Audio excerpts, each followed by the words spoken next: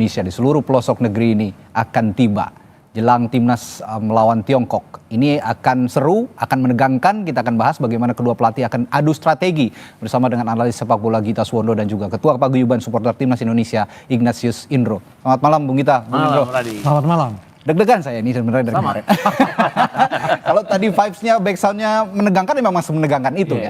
Nah, Bung Gita tadi war dari kedua coach dari Tiongkok, Branko Ivankovic bilang bahwa kita semua 10 pemain akan naik turun.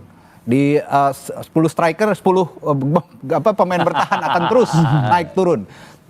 Dilawan sama Coach Patrick. Ini kandang kita, Bung, katanya. Ini kandang kita, hati-hati Tiongkok. Anda melihat kedua war dari coach ini menandakan bahwa mereka keduanya akan bermain menyerang atau bagaimana? Saya sih menganggapnya bahwa mereka war karena apa ya? Mereka desperate untuk mendapatkan 3 poin. Dua-duanya tegang. Karena terutama kalau kita bicara China ya. Mereka praktis benar-benar harus 3 poin. Karena kalau mereka hanya mendapatkan 1 poin, praktis mereka tersingkir. Karena mereka akan ada poin 10 kalaupun mereka menang di pertandingan terakhir. Itu tidak akan mudah untuk bersaing memperebutkan tempat ketiga dan keempat. Tapi kalau Patrick Kluivert sih saya lebih menilainya adalah dia berhati-hati dalam bicaranya. Bahwa dia pernah berantakan pada saat melawan Australia. Dia memperbaikinya melawan Bahrain. Dan dia pasti akan berusaha untuk mengulang apa yang sudah dia lakukan pada saat berhadapan dengan Bahrain.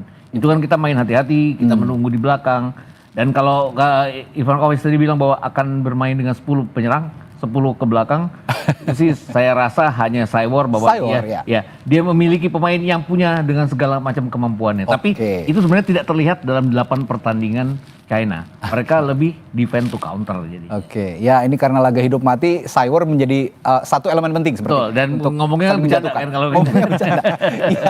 Nah, kalau melihat strategi yang akan diterapkan kedua pelatih gitu kira-kira. Kalau dari Patrick Kluivert, kemarin kita sempat ngintip-ngintip ada beberapa latihan set piece kan. Iya, betul. Ada juga beberapa skema menambal bolongnya lini pertahanan yang yang di-cover oleh pemain-pemain tengah gitu.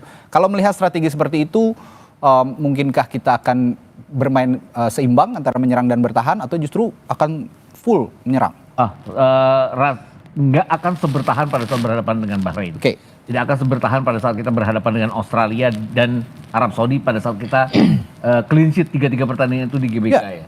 Tapi juga kita tidak akan total pada saat 34 menit pertama kita berhadapan dengan Jepang. Yang kemudian di counter oleh Jepang. Tidak akan setotal menyerang pada saat kita berhadapan dengan Australia. Jadi saya pikir dia akan melakukan balance. Kemudian dia kan seperti sudah menemukan 3 center back yang biasa dia mainkan. Kalau kita lihat melawan Bahrain kan jelas ada di sana Rizky Ridho, kemudian Jay Ises, ada Justin Hubner. Dan bersama 3 pemain ini selama bermain 3 kali di GBK kan kita selalu clean sheet. 2 kali menang melawan Arab Saudi dan Bahrain, 1 kali imbang melawan Australia. Jadi saya pikir akan seperti itu. Terlepas bahwa ada Miss Hilgers juga, tapi kan kalau kita lihat data dan fakta bahwa 3 pemain ini luar biasa. Ditambah ada Joey Pelopesi kan yang membuktikan bahwa dia bisa menjadi pelapis gelandang bertahan yang cepat mundur ke belakang pada saat dibutuhkan. Saya ke Bung Indro kalau gitu. Ini yang tadi saya bilang, elemen penting untuk war salah satunya dari Bung Indro juga nih. Memberikan pengaruh yang sangat-sangat magis di Stadion Utama Gelora Bung Karno besok dari para supporter. Sudah menyiapkan koreo khusus besok? Ya, kalau dari teman-teman ada La Grande, ada Ultra, saya pikir mereka sudah menyiapkan itu ya. Dan kita tahu bahwa ini sebenarnya kita beruntung bahwa pertandingan lawan China ini berlangsung di GBK. Dan ini akan memberi motivasi lebih pada pemain kita. Dan ini kan sebenarnya China yang harus menang ya. Dan mereka akan bermain terbuka otomatis. Otomatis bermain terbuka dan ini sebenarnya keuntungan buat kita. Bagaimana Patrick Kluivert menciptakan peluang-peluang itu bisa menjadi gol. Karena kelemahan dari timnas kita sendiri ini kan kurangnya pencetak gol ya. Dan dobrak di depan ya. Iya. Nah, mumpung ada misalnya orang-orang seperti Lily Pali yang kemarin waktu TC bermain bagus gitu ya. Ini mudah-mudahan dia bisa mematahkan peristiwa itu seperti itu gitu ya. Bisa mencetak gol dan akhirnya bisa menangkan pertandingan ini. Ya, dan 2 catatannya juga 2 pemain yang impresif di Liga 1. Sempat dipanggil lah, mudah-mudahan nanti ditetapkan sebagai pemain yang masuk ke dalam skuad, ada Beckham Putra dan Egy Maulana Fikri. Ini saya berharap 2 pemain ini justru bisa ikut dalam skuad ya. Nah, saya akan bacakan dulu Bapak-bapak sebentar, ada polling ataupun Kompas TV ini mengajak pendukung timnas untuk menebak skor pertandingan antara Indonesia melawan Tiongkok yang akan berlangsung Kamis malam. Hingga pukul 16.00 waktu Indonesia Barat tadi, sudah ada 200 komentar yang disukai oleh 500 netizen. Semuanya menjagokan Indonesia tentu saja menang dalam pertandingan nanti. Bismillah, doa kami untuk timnas semoga dapat mengalahkan Tiongkok atau China dengan skor 2-1 katanya. Tulis akun atas nama Dani Sumardani. Sementara netizen Ortimus Mira menulis Indonesia Cina 2-0. Ayo Garuda Indonesia tunjukkan kamu bisa katanya. Timnas Garuda Indonesia 2-0, timnas Cina maksudnya ini menang 2-0 ya. Lalu 3-1 untuk Indonesia menang katanya. Tulis Nans_56. Anda juga bisa ikut menebak skor Indonesia melawan Tiongkok dengan memberi komentar di akun Instagram Kompas TV ya saudara. Jadi ini juga bagian dari Cywar. Kita Indonesia itu kan terkenal dengan netizen bolanya yang luar biasa, masif gitu ya. Mudah-mudahan ini tergaungkan sampai terdengar sama pemain ofisial di Tiongkok sana sehingga ya sedikit mentalnya geter lah. Harusnya geter sih ya. Nah kalau kemarin saya melihat ini kita bukan memaksud untuk mengkomparasi tapi final UEFA Champions League kemarin antara Paris Saint-Germain dengan Internazionale Milan. Begitu masifnya para supporter Paris Saint-Germain sehingga Inter juga akhirnya kebobolan 5-0. Apa yang bisa dicontoh dari seorang atau sekelompok supporter seperti kelompok supporter di Paris Saint-Germain? Dia kalau misalnya kalau dia dari supporter kita, kita dikenal bahwa salah satu supporter yang begitu bahkan pertandingan U16 saja udah bisa rame di Indonesia gitu. Ini yang perbedaan fanatisme supporter kita. Ini tentunya akan membantu timnas. Asal jangan malah dukungan tersebut malah menjadi beban bagi pemain-pemain timnas. Pemain timnas kita harus bermain lepas, menunjukkan permainan terbaik mereka di lapangan dengan dukungan supporter. Masif, ya. Tapi yang perlu diperhatikan adalah ada sejumlah pemain dari China yang seperti Wu Lei dan juga beberapa pemain lainnya yang kemarin 5 bulan mereka nggak bisa bermain karena cedera.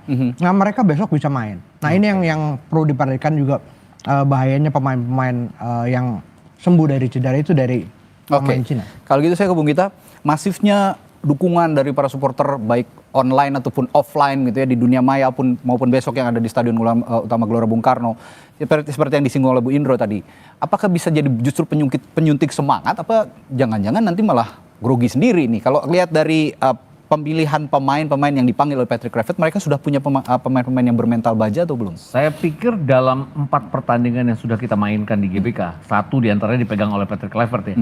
Kita membuktikan bahwa dukungan penonton itu merupakan senjata bagi kita ya. Kita menang lawan Arab Saudi, kita menang lawan Bahrain dipegang oleh Patrick Kluivert. Kita bisa menahani Bang Australia. Oke, kita kalah dari Jepang, tapi 34 menit kan sebenarnya kita sangat mengimbangi permainan Jepang. Kita gagal memanfaatkan 2 peluang di awal.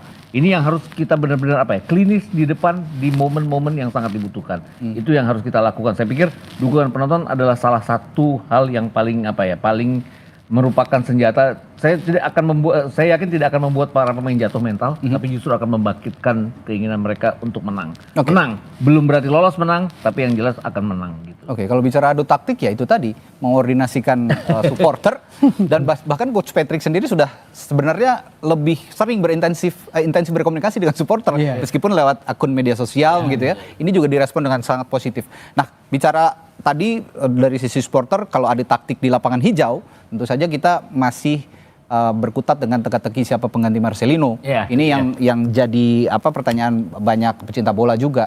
Nah, saya tanyakan ke Bung Gita nih, lagi-lagi kalau kemarin kan masih training camp, kan sudah mulai kelihatan hasil training campnya. Kira-kira siapa yang cocok? Marcelino itu kan kreatif, jelas. Stylish. Terus punya kecepatan juga, walaupun penyelesaian kadang-kadang masih tanda tanya. Untuk itu pasti ada Egy di sana. Egy kan sepanjang musim juga bagus. Betul.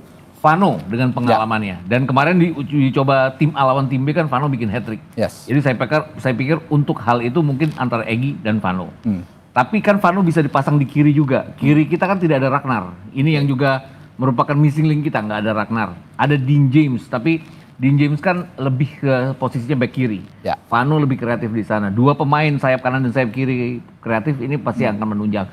Juga ada Yakob Sayuri. Tapi saya lebih berpikir bahwa awalnya saya berpikir Yakob Sayuri karena punya kecepatan. Tapi saya pikir Egy akan di kanan, Lili Pali di kiri. Wah, ini walaupun Lili Pali konfigurasi.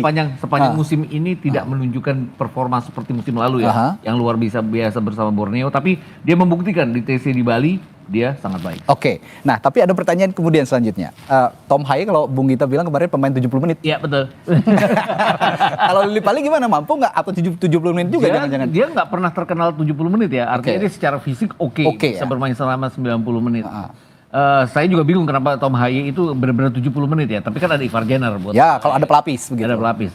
Tom Haye juga saya pikir juga akan bisa bertahan selama 90 menit ya jika dibutuhkan. Tidak akan seperti Tom Haye lah ya. Ya. Berarti Lili Pali akan lebih performa fisiknya akan lebih baik lah. Ya, akan lebih baik walaupun dia juga tidak reguler bermain untuk Borneo seperti halnya musim lalu. Tapi seharusnya kalau permainan kolektif kan tidak mengandalkan fisik ya. Harusnya seperti itu. Harusnya begitu. Dan Tom Haye kan juga pada saat lawan Bahrain terbukti bahwa sesudah ada Joao Pelopessi yang membantu dia dengan bertahan, dia kan perannya hanya untuk membawa bola ke depan dan itu benar-benar membuat fisiknya pada saat dia keluar itu kan lebih taktikal, bukan karena dia kelelahan saat itu. Belum lagi suntikan dukungan dari supporter, mungkin fisik gak jadi masalah kalau supporternya terus gitu kan, kasih semangat.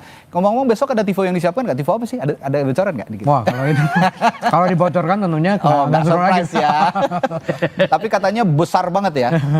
Yang pasti ukurannya raksasa dan bisa bikin, kalau kata anak sekarang, jiper. Gitu. Bisa bikin jiper semua supporter. Ada kalimat terakhir untuk menjelang laga besok, Bung Indro silakan. Iya, saya pikir kalimatnya adalah jangan sampai dukungan ini menjadi beban. Ya. Pemain harus bermain lepas, menunjukkan permainan terbaik mereka di antara belakang, tengah maupun depan ya. Dan yang pasti tunjukkan juga bahwa kita bisa mencetak gol sebanyak-banyaknya. Ini pesan yang sangat baik, mencetak gol sebanyak-banyaknya karena ya itu, kalau mau aman cetak gol sebanyak-banyaknya supaya tidak ada defisit ya. Mungkin kita kira-kira begitu ya. Ya, kalau kita mengacu ke pertandingan terakhir kita melawan Tiongkok, ya, itu secara permainan kita oke loh. Sangat baik. Lebih baik. Tapi kita hanya bisa cetak 1 gol dari 5 peluang yang kita miliki hanya di 45 menit babak kedua. Ya. Dan kita jangan terpancing sama itu tadi yang dia bilang dia akan menyerang dengan 10 pemain. Ya. Saya nggak percaya. Jangan-jangan kita lengah dengan ucapan itu, malah kita total menyerang lupa bertahan. Karena kan kita sekarang 3 pertandingan terakhir kita dapat 6 poin. Ya. 3 pertandingan terakhir Tiongkok mereka dapat 0 poin, 3 kali kalah. Ini kan persis dengan pertemuan pertama kita. Mereka 3 kali kalah, kita 3 kali draw saat itu. Jangan kepancing. Tapi jangan nggak penteng juga. Iya. Penteng juga. Oke, pembahasannya sangat menarik. Besok ya meskipun deg-degan kita harus hadapi, kita harus mengati terus timnas kita melawan Tiongkok besok, laga hidup mati dan adu taktik yang akan ditunjukkan oleh kedua pelatih maupun itu Saywar ataupun hal-hal yang lain. Tapi yang pasti kita bermain di kandang kita sendiri dengan dukungan penuh supporter timnas Indonesia. Terima kasih Bung Indro, kita udah mampir lagi di studio Kompas TV ngomongin timnas. Besok jangan bosan-bosan ngomongin lagi ya. Siap. Oke. Terima kasih, selamat malam, sampai jumpa lagi. Saudara, setelah jeda ada informasi lainnya masih tentang timnas. Ini laga krusial Indonesia versus Tiongkok ini akan terjadi di Stadion Utama Gelora Bung Karno Jakarta Kamis malam.